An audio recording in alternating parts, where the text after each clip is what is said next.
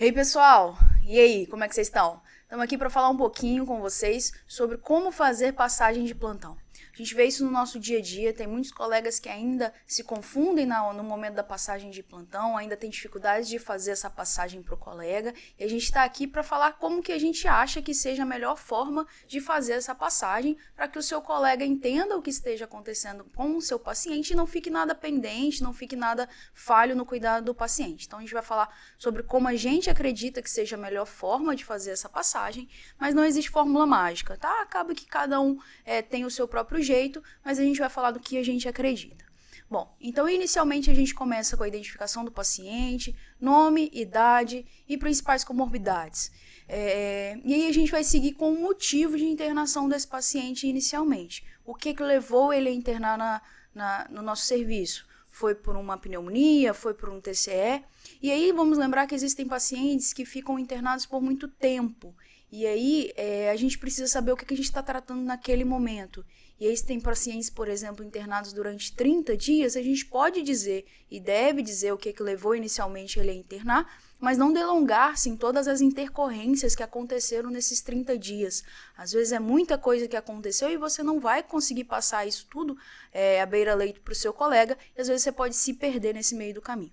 E aí, dito o que levou ele a internar, a gente vai pensar no que a gente está tratando neste momento, o que está acontecendo agora. Então, por exemplo, o paciente internou inicialmente por um TCE, mas no momento nós estamos tratando uma PAV, uma pneumonia associada à ventilação.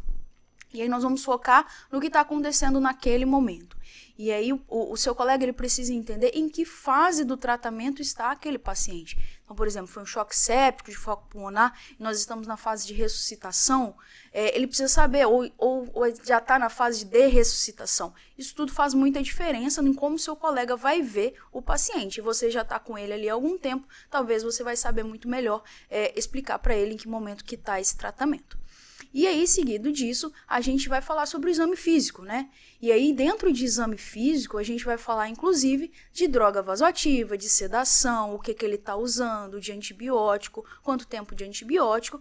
E aí, o que é importante também dizer, por exemplo, em relação à droga vasoativa, muito mais importante do que o valor absoluto olha, durante as minhas horas que estive aqui, a droga vasoativa está aumentando, eu tive que associar a vasopressina também está em doses altas.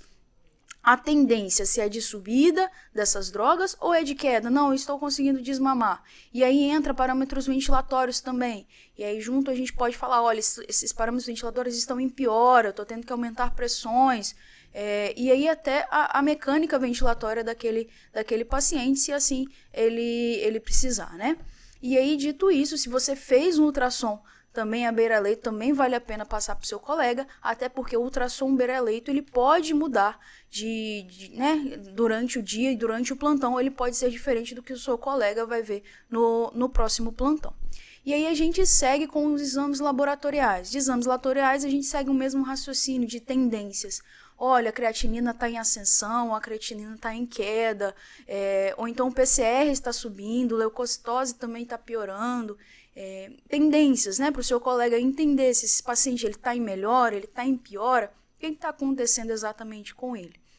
E aí, nesse momento, muito provavelmente seu colega já entendeu um pouquinho melhor do paciente, e aí você vai falar o que você fez por esse paciente durante seu plantão. Olha, eu fiz 1000 ml de volume, mas ele urinou só 300, ou então associei a vasopressina, coloquei o corticoide no choque. Você vai explicar o que você fez, a sua impressão daquele paciente, o que você está vendo, o que você está achando e como ele está respondendo. E passar para o próximo colega as suas preocupações, quais são os planos para aquele paciente durante as horas que ele estiver ali também.